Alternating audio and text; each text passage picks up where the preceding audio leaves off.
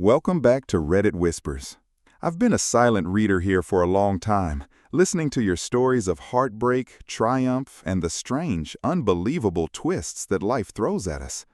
I never thought I'd have a story of my own to tell, at least not one worthy of this space.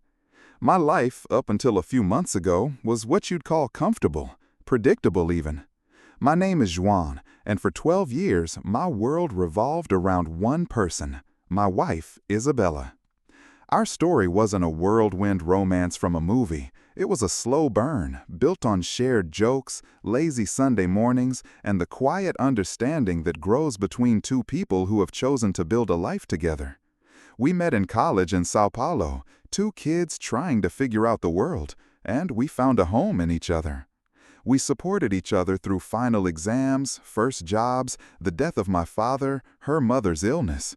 We were a team. That's what I believed, with every fiber of my being. We had a beautiful apartment overlooking the city, a circle of friends we'd known for years, and a rhythm to our lives that felt like a well-loved song. Of course, no marriage is perfect. The initial fire and passion of our 20s had mellowed into a warm, steady glow. There were times of quiet distance, moments where we felt more like roommates than lovers. But we always found our way back to each other. I thought those phases were normal, the natural ebb and flow of a long-term commitment. I see now that I was interpreting the signs of a slow leak as the natural settling of a house. The change was subtle at first. A new level of attention to her phone, which was suddenly always angled away from me. Its screen quickly darkened whenever I entered a room.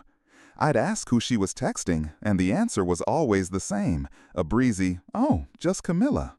Camilla was her best friend since childhood, married to a good friend of mine, Mateo. They were our couple friends, the ones we did everything with. It made perfect sense. Then came the new gym membership, the expensive workout clothes, the sudden obsession with her appearance that went beyond her usual well-maintained style. I was proud of her, I told myself. It's good she's taking care of herself. I even complimented her, telling her she looked amazing, and she would give me a small, distracted smile, her eyes already looking past me, towards a reflection in the window or back down at her phone. The excuse was always work. "I have to work late" became a common refrain. Stress at the office, a big project. I'd make dinner and eat alone, saving a plate for her that she'd often just pick at when she finally came home, smelling of a perfume I didn't recognize and a strange electric exhaustion that wasn't the kind that came from a long day at a desk. I was a fool, a trusting, loving fool. I never questioned it because I had no reason to. The foundation of our 12 years together felt like solid bedrock, unshakable. To question her would be to question everything I knew to be true about my own life, and so I didn't. I just absorbed the small changes, the growing distance, and told myself it was a phase. The announcement of the girls' trip was the next major event. Isabella and Camilla had been talking about it for months, a 7-day cruise through the Caribbean. They deserved it, she said, a chance to unwind, just the two of them, away from work and husbands and all the pressures of life. I agreed wholeheartedly. I wanted her to be happy, and if a week of sun and cocktails with her best friend would bring back the light in her eyes, the real light, not the new frantic one, then I was all for it. I helped her shop for it, nodding and smiling as she held up sundresses and swimsuits. I watched her pack, a meticulous, almost feverish energy about her. She bought a brand new suitcase, a large, hard-shelled thing that seemed far too big for a week-long cruise. The night before she was due to leave, our apartment was filled with a strange tension. She was flitting around, checking her list, a constant hum of nervous energy, while I sat on the couch, feeling like a ghost in my own home. She kissed me goodbye before she went to bed, a quick, dry peck on the cheek. "I'll see you in the morning before I go," she said, but her eyes wouldn't meet mine. I couldn't sleep that night. A deep, cold unease had settled in my gut. It was more than just the pre-trip jitters. It felt like a premonition. I lay in bed, listening to the sound of her steady breathing, and felt a chasm opening between us. Around 3 a.m., I gave up on sleep. I went into the living room where her new, oversized suitcase stood by the door like a silent monument to her impending departure. I don't know what possessed me. It wasn't a conscious decision. It was an instinct, a primal urge to understand this feeling that was clawing at my insides. My hand trembled as I reached for the zipper. I felt a surge of guilt. This was a violation of her privacy, a betrayal of the trust that was supposed to be our foundation. But the need to know was stronger. I pulled the zipper, the sound slicing through the silent apartment. The top of the suitcase was filled with the clothes I had seen, sundresses, bikinis, sandals, all normal. I started to feel a wave of relief, followed by shame for my suspicion. I was about to close it when my fingers brushed against something unfamiliar tucked into a side pocket. It was a small silk bag. I pulled it out. Inside, nestled in black tissue paper, was lingerie. But it wasn't her usual style. It wasn't the comfortable, pretty stuff she wore for me. This was different. It was expensive, explicit, and utterly alien. A black lace corset with intricate strapping, a matching thong that was little more than a string, and a garter belt. Things I had never seen, things she had never expressed any interest in. A cold dread began to seep into my bones. This wasn't for a girl's trip. This wasn't for relaxing by the pool. This was for someone else. My heart was pounding in my ears, a frantic drumbeat of denial and horror. I dug deeper into the suitcase, my movements now frantic, careless. And then I found them. Tucked away at the very bottom, beneath a beach towel, was a box. A brand new, unopened box of condoms. And another one. And a third. It wasn't just a box, it was a multi-pack, the kind you buy when you're anticipating a very active week. The air left my lungs in a silent gasp. The world tilted, the familiar lines of my living room blurring and warping around me. Every memory of the past few months replayed in my mind, but this time they were cast in a sickening new light. The late nights at work, the constant secretive texting with Camila, the new obsession with her body, the strange perfume, the distance. It wasn't a phase. It wasn't stress. It was a lie. A deep, intricate, and devastating lie. I sank to the floor, my back against the couch, the open suitcase before me like an open wound. The lingerie and the condoms were a confession in silk and latex. She wasn't going on a cruise with Camilla. Or, if she was, it wasn't the trip I had imagined. My wife, the woman I had built my entire adult life with, was planning a romantic, sexually charged rendezvous with another man, and she was doing it right under my nose, with my blessing and my money. The pain was a physical thing, a crushing weight on my chest that made it impossible to breathe. It was followed by a surge of white-hot anger, so intense it made me shake. The audacity, the sheer calculated deception of it all. To look me in the eye day after day and lie. To let me help her prepare for her own infidelity. The humiliation was as sharp as the betrayal. I was the clueless, doting husband, waving his wife off on her affair. I carefully placed everything back in the suitcase, my movements precise and robotic.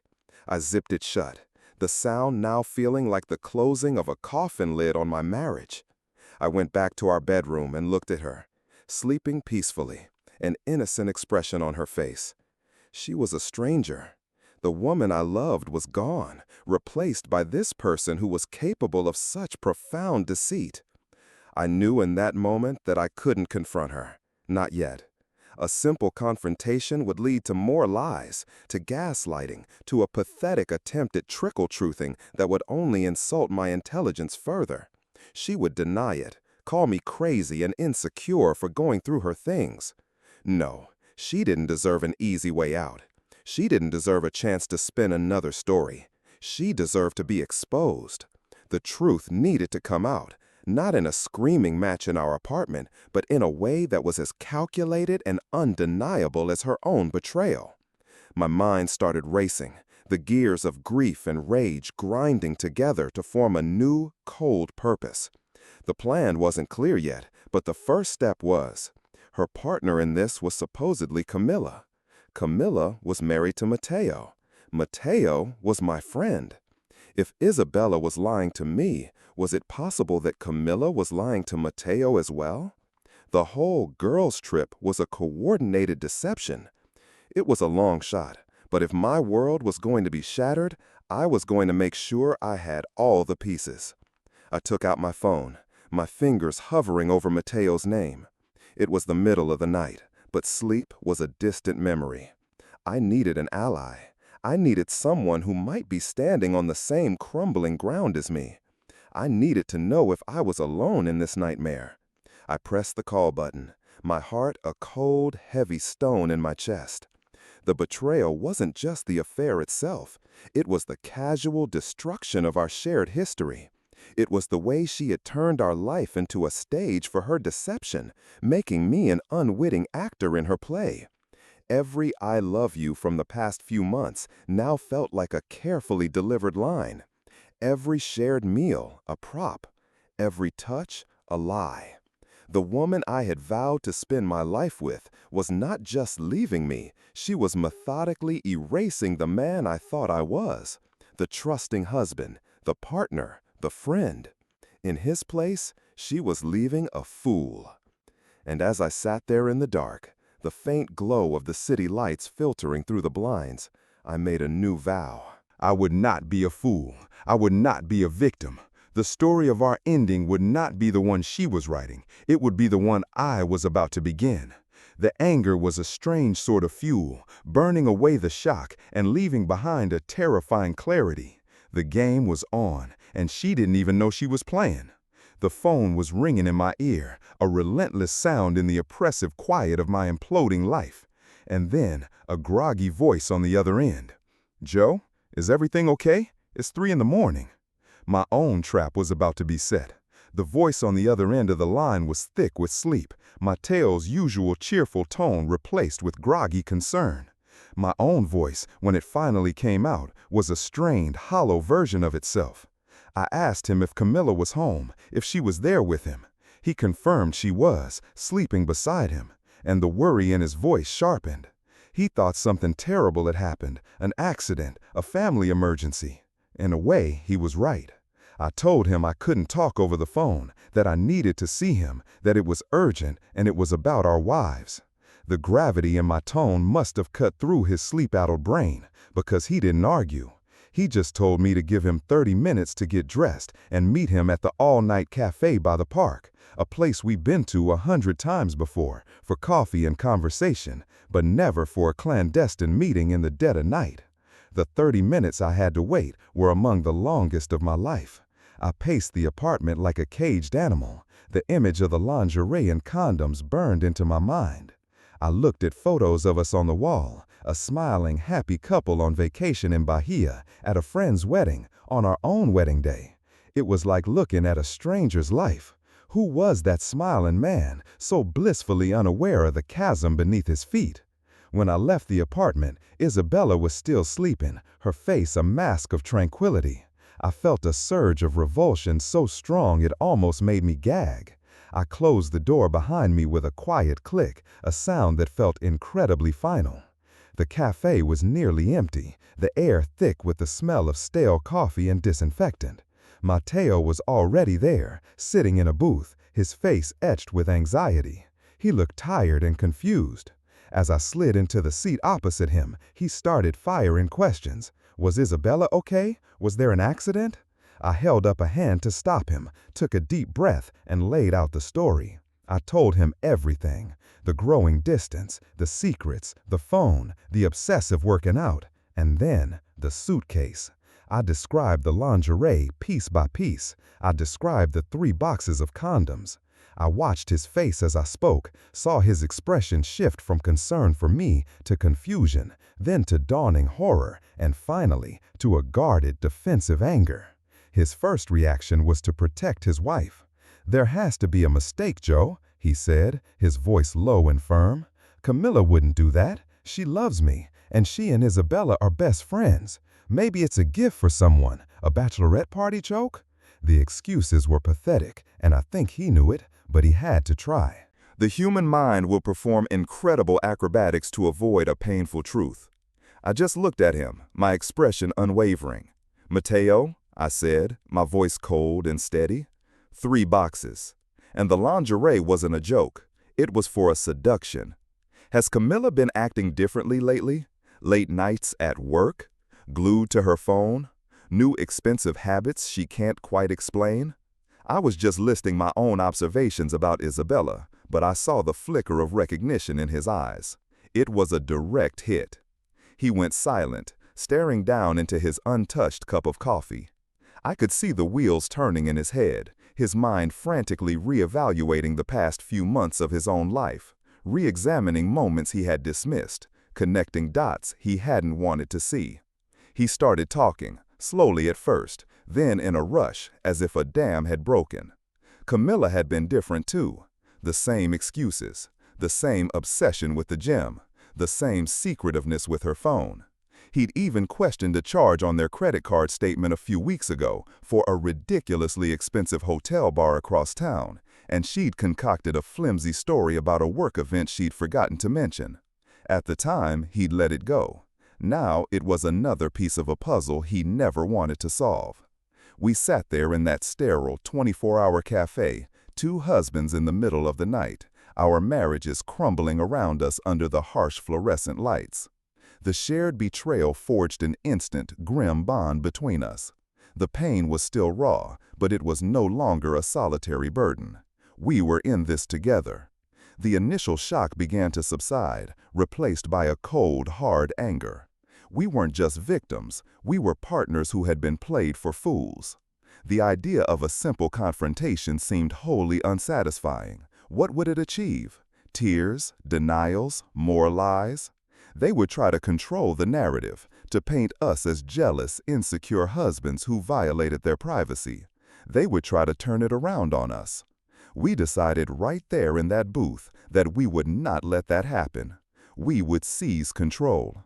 The seed of a plan began to form, born of our shared hurt and rage. The girls' trip was the key. It was their stage, their grand deception. We decided to let them have it. We would play our parts as the loving, supportive husbands, seeing them off on their grand adventure. But while they were gone, we would become detectives. Our mission was to find undeniable proof. Not just circumstantial evidence, but cold, hard facts that they could not twist or deny. The cruise was the first lie we needed to dismantle. A 7-day cruise would have booking confirmations, itineraries, cabin numbers. I realized that Isabella had been using our shared family tablet to do her research for the trip. It was a long shot, but maybe she hadn't cleared her search history or had left a confirmation email in a trash folder. When I got home, while Isabella was in the shower, I went to work. My hands were shaking, but my mind was laser-focused. I went through the browser history, page after page of cruise line websites, reviews of Caribbean ports, articles on what to pack. It all looked legitimate. She was covering her tracks. But then I checked the synced email account, digging into the trash folder, the spam folder, every corner of the digital space. And there it was. An email from a boutique luxury hotel. A very exclusive, very private resort in a secluded part of the coast, a few hours' drive from us.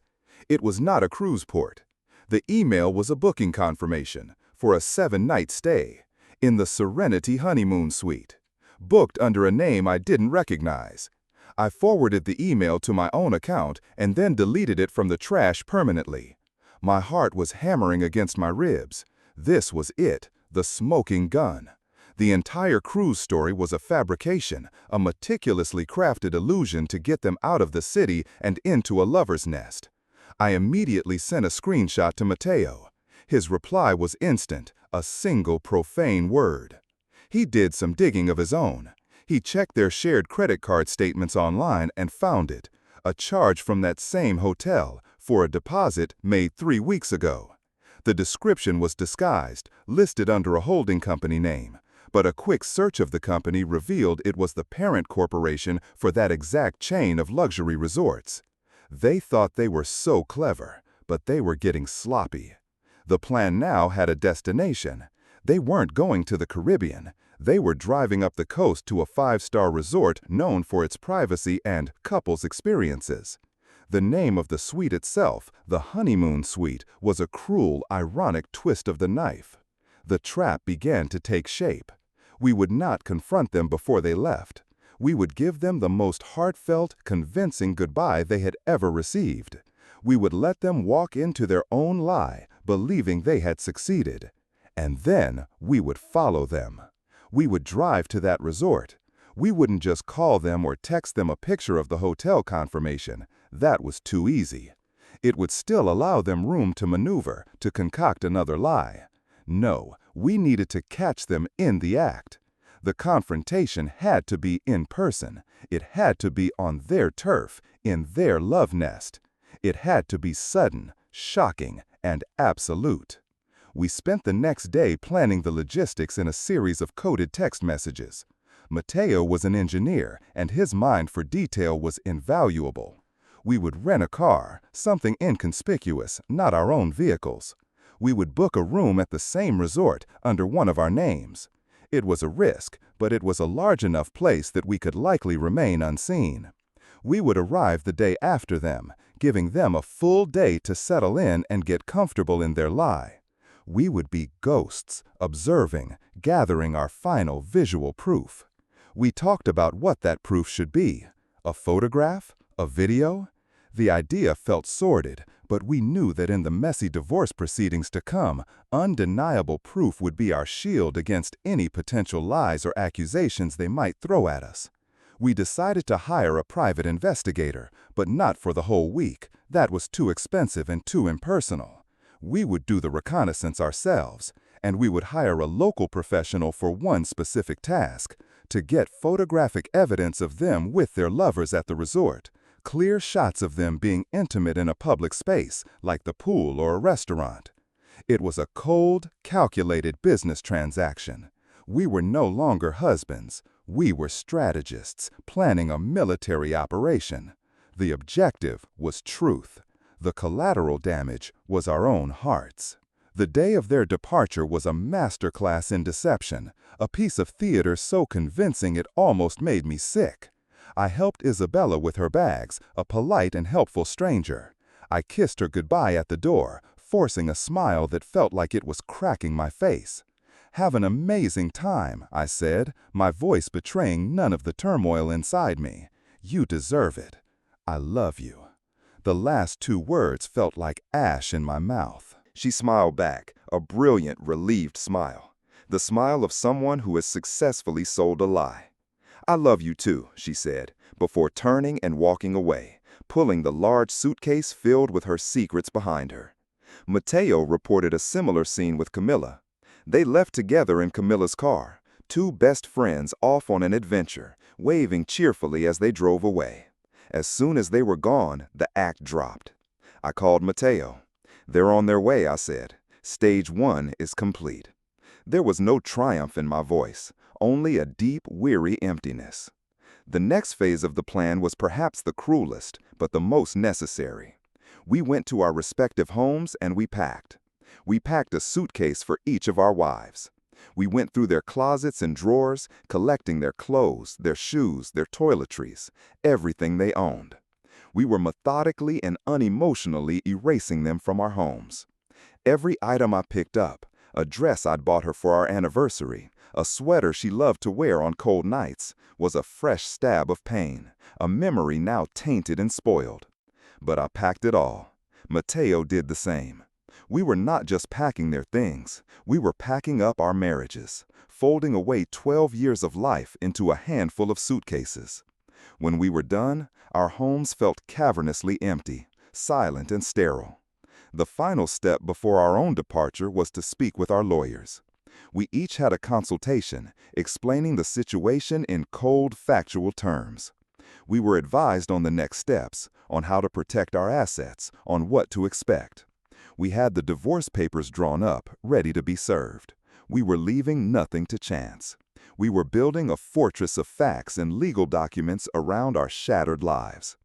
The next morning, Mateo and I met. We loaded their suitcases into the back of the rental car. We had our own small overnight bags. We had the hotel confirmation.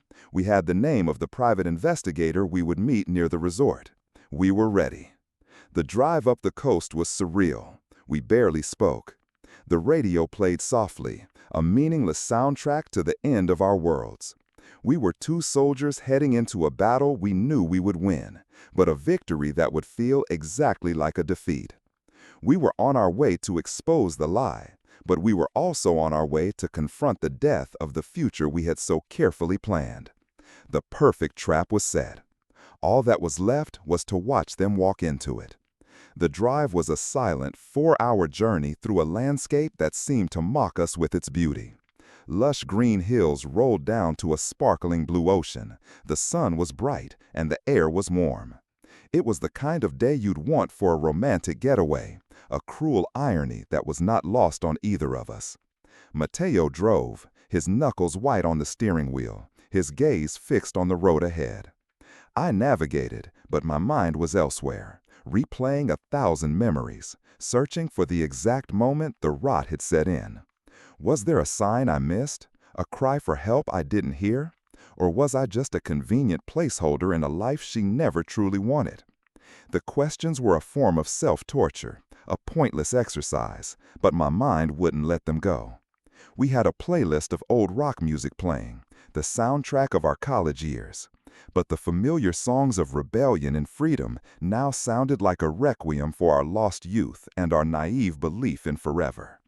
We checked into the resort using a side entrance, our faces obscured by sunglasses and baseball caps. The place was even more luxurious than the picture suggested, a sprawling complex of private villas, infinity pools, and manicured gardens, all designed for maximum privacy and discretion. It was the perfect place to hide an affair. Our room was in a separate wing from the honeymoon suite, but it had a balcony that overlooked one of the main pool areas and the path to the resort's fine dining restaurant. It was our perch, our observation post. The first 24 hours were a tense, nerve-wracking waiting game. We stayed in the room, ordering room service, feeling like fugitives. Every footstep in the hallway made us jump. We had the private investigator on standby, a man named Ricardo, who had a reputation for being discreet and efficient. We had sent him photos of Isabella and Camilla. His job was simple: wait for our signal and then get the pictures. The signal would come as soon as we had visual confirmation of them with their companions. The next afternoon, it happened. I was scanning the pool area with the pair of binoculars I had brought, feeling like a character in a cheap spy movie, when I saw them. First, Camilla. She was laughing, her head thrown back, a sound I couldn't hear but could easily imagine. Then, Isabella. She looked radiant, more relaxed and happy than I had seen her in years. They were walking towards the pool bar, and they were not alone. They were each with a man. And they weren't just walking with them. Their hands were linked, their bodies close. They were unmistakably couples. I felt a visceral jolt, as if I'd been punched in the stomach. Knowing something intellectually is one thing. Seeing it with your own eyes is another entirely. The abstract betrayal became a concrete, visual reality. The men were not what I expected. I suppose I had imagined some sort of hyper-masculine, suave playboys, but they were just men. Well-dressed, fit, around our age. They looked like us. And that, somehow, made it worse. It wasn't about being traded in for a fantasy. It was about being replaced. A simple, straightforward replacement. I passed the binoculars to Mateo. He was silent for a long time. I didn't need to ask what he was feeling. I could feel his silent rage and pain radiating from them, a palpable energy in the small hotel room. He finally lowered the binoculars, and his face was a mask of cold fury. "That's her boss," he said, his voice barely a whisper. "That's Ricardo's boss, the one she said was a mentor, the one she was working all those late nights with on that big project." The betrayal had another layer, a professional one. Camilla had been sleeping with her married boss. We watched them for an hour. We watched them order drinks, laughing and toasting. We watched Isabella's lover lean in and whisper something in her ear that made her blush and giggle like a schoolgirl. We saw him rest his hand on the small of her back, a gesture of casual intimacy that was like a knife in my heart. Mateo saw Camilla and her boss disappear behind a cabana, only to emerge several minutes later, their hair slightly tousled. The evidence was clear, blatant, and sickening. It was time. We called Ricardo, the PI. We told him the location, the pool bar. We described what they were wearing. "Get clear shots," I said, my voice devoid of emotion. "We need their faces, and we need the interaction. Make it undeniable." He assured us he would.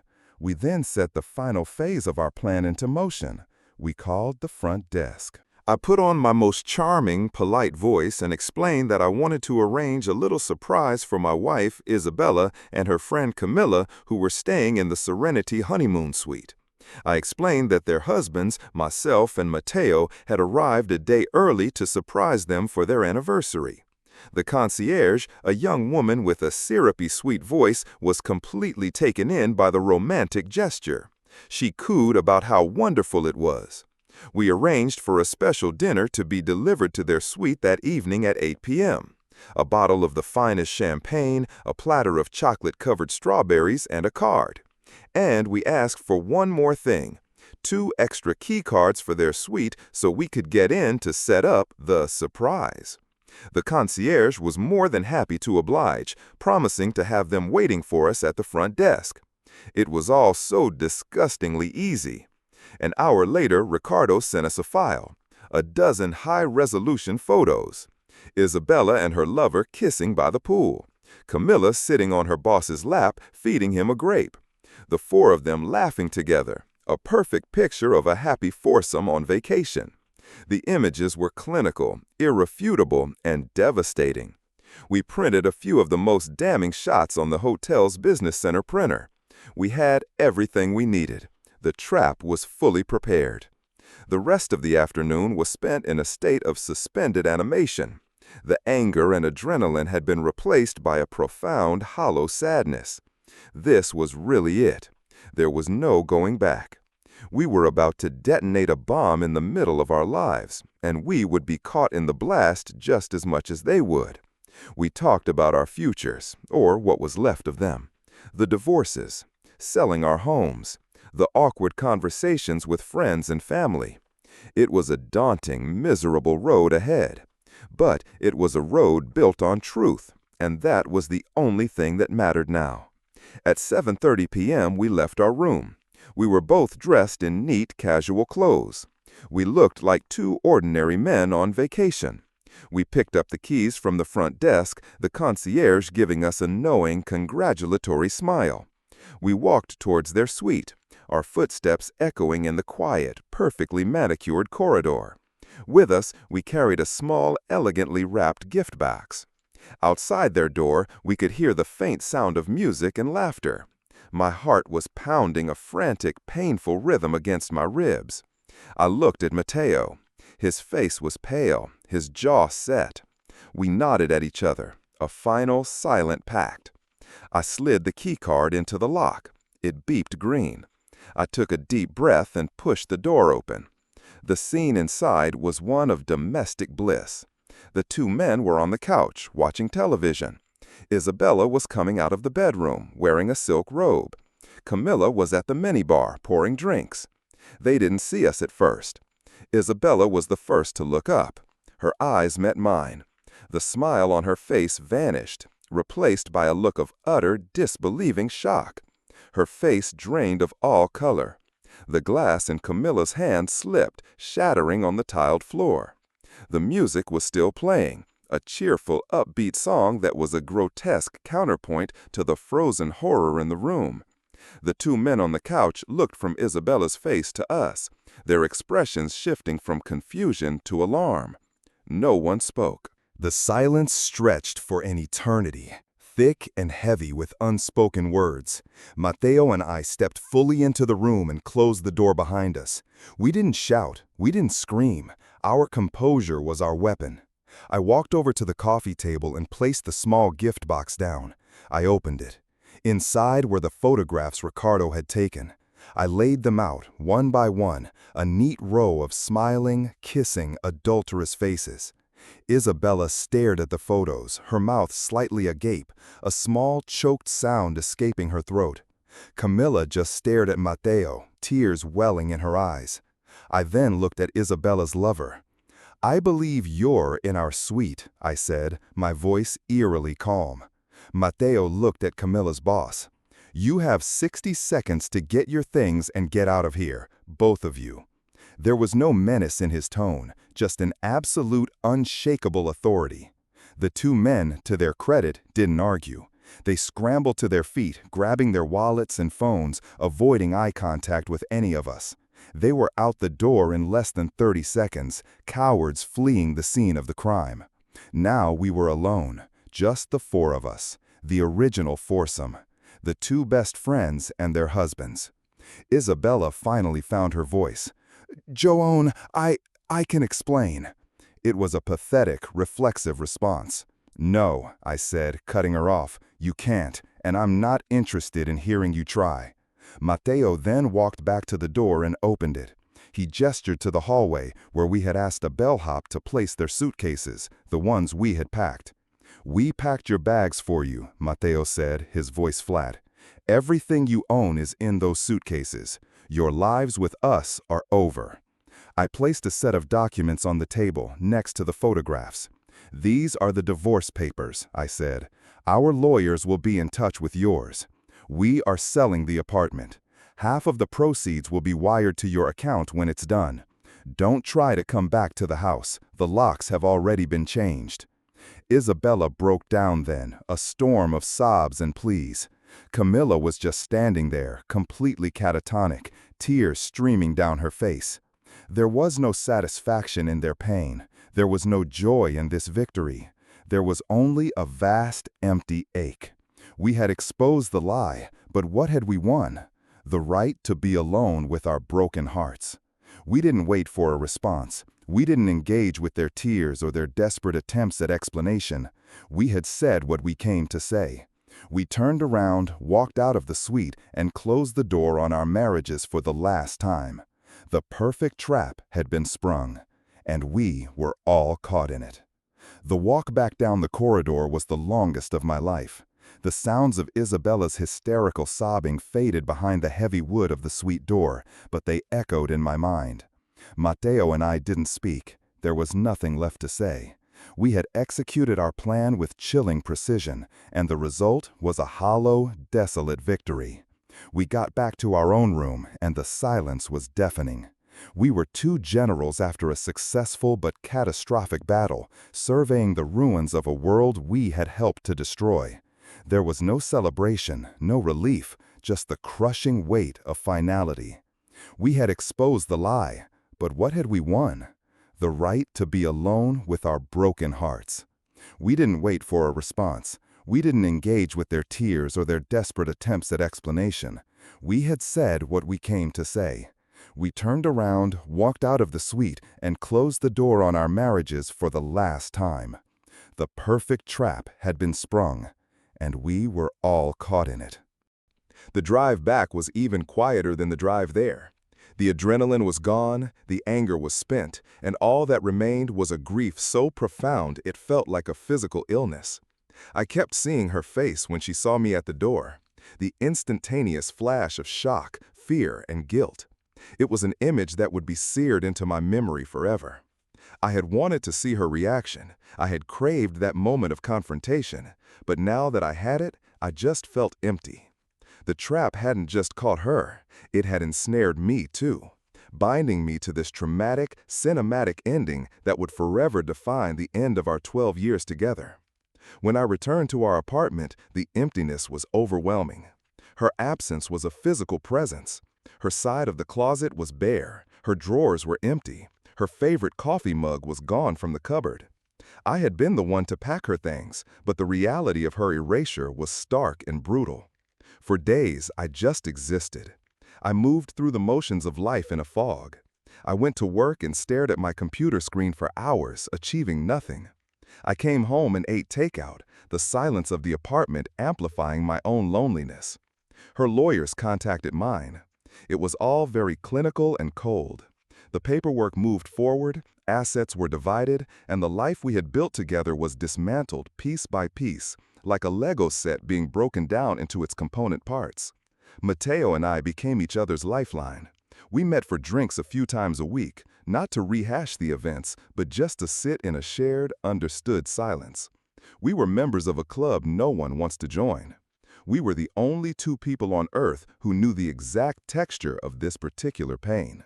He told me that Camilla had tried to fight the divorce, had bombarded him with calls and texts filled with apologies, excuses, and accusations. She'd blamed him, blamed her boss, blamed Isabella, blamed everyone but herself. Mateo had remained firm, blocking her number and communicating only through his lawyer. He was moving on, he said, though his eyes told a different story. He was as lost as I was. Isabella tried to contact me too. Voicemails filled with tears, long rambling emails that alternated between begging for forgiveness and blaming me for my lack of compassion, for being so cold and cruel. She accused me of humiliating her, of not giving her a chance to explain her side. Her side. As if there was a side to this story that could possibly justify the depth of her betrayal. I never responded. Responding would have been an invitation to engage in her distorted reality, to get pulled into a vortex of lies and manipulation. The silence was my only defense, my only power. The story, of course, got out to our friends. We had to tell them something. We kept it simple. We're getting a divorce, they had an affair. The reactions were a mix of shock, sadness, and awkward pity. Some friends chose sides, most just faded away, uncomfortable with the schism in our once tight-knit group. The life we had was gone, and the social fabric that came with it had unraveled. Months have passed. The apartment has been sold. I live in a smaller place now, one with no memories attached to its walls. It's clean, it's new, and it's profoundly lonely. The anger has mostly subsided, leaving behind a deep, lingering sadness. I don't hate her anymore. Hate is an active, passionate emotion, and I simply don't have the energy for it. What I feel now is a sense of profound disappointment. I am disappointed in the person she became, or perhaps the person she always was, hidden behind a mask I never thought to look behind. I mourn the woman I thought I married, the one who held my hand through my father's funeral, the one who I thought would be my partner in growing old. That woman is gone. Maybe she never existed at all. The hardest part is the trust. She didn't just break my heart. She broke my ability to trust my own judgment. For 12 years, my perception of my own life was a lie. If I could be so wrong about the person sleeping next to me every night, how can I ever trust anyone again? How can I trust myself? The trap we set was perfect in its execution, but it came at a cost. It gave us an undeniable, dramatic ending, but it also robbed us of any possibility of a quiet, dignified closure. Our ending wasn't a sad, slow fade. It was a violent explosion. And I'm still picking through the rubble, trying to figure out what, if anything, is worth salvaging of myself. I've started going to therapy. It helps. Talking about it with a neutral third party has allowed me to see the patterns I missed, to understand my own role in the dynamic. Not in causing her affair, that is entirely on her, but in my own willful blindness to the warning signs. I wanted to believe in the fairy tale, so I ignored the pages that didn't fit the story. I learned that Mateo has started dating again, something I can't even fathom at this point. He says it's strange, like learning to walk again after a long illness. He carries the scars, as do I. We will always carry them. Sometimes I wonder what would have happened if I hadn't looked in that suitcase. Would I have lived in blissful ignorance for a few more weeks, months, years? Would the lie have just continued until it collapsed under its own weight? I don't know, but I do know this. Living a comfortable lie is no life at all. The truth, as devastating and destructive as it was also a liberation. It set me free from a marriage that had become a prison of deceit. The pain of the truth is a clean wound. It can heal. The poison of a lie infects everything, slowly killing you from the inside out. I don't know what the future holds. Right now, it's enough to just get through the day, to find small moments of peace. A good cup of coffee, a walk in the park, a conversation with Mateo that doesn't revolve around our past. I am rebuilding my life from the ground up on a new foundation. This time, it will be built on the hard, unshakable bedrock of reality, no matter how harsh it might be. The trap was for them, but the truth was for me. It was the bitter medicine I needed to start healing. It was a brutal, ugly, and necessary end to a beautiful lie. If you've made it this far, I'd love to hear from you what moment in your life made you see someone for who they truly were. Drop your thoughts in the comments. And don't forget to leave a like and subscribe to Reddit Whispers, where the real stories get told.